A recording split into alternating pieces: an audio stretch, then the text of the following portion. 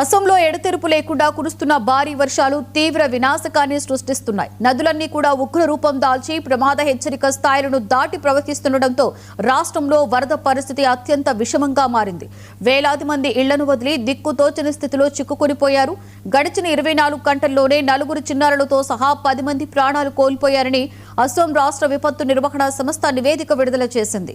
దీంతో వరదల కారణంగా సంభవించిన మొత్తం మరణాల సంఖ్య 41కి చేరుకుంది.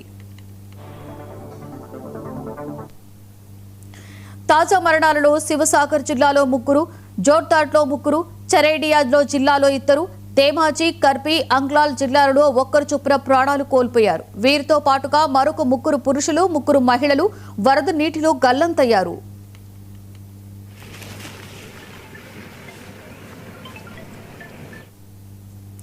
రాష్ట్ర వ్యాప్తంగా 11 జిల్లాలలోని 40 రెవెన్యూ సర్కిళ్ల పరిధిలోని దాదాపుగా 939 గ్రామాలు ముంపునికి గురయ్యాయి. మొత్తంగా 6.53 లక్షలకు పైగా ప్రజలు ఈ వరదల దాటికి తీవ్రంగా ప్రభావితమయ్యారు. బ్రహ్మపుత్ర నదితో పాటు దాని ఉపనదులు పొంగి పొర్లుతున్నాయి. నర్లామురా ఘాట్ వద్ద దిసాంగ్ నది తన ఆల్ టైమ్ రికార్డు స్థాయి ప్రమాదకర మట్టాన్ని దాటి ప్రవహిస్తుండడం ఆందోళన కలిగిస్తోంది. అలాగే బుర్హిదీ సింగ్, దికా, ధన్సిరి, కుషియారా నదులు కూడా ప్రమాదకర హెచ్చరిక స్థాయిలను దాటి దిగువ ప్రాంతాలను ముంచెత్తుతున్నాయి.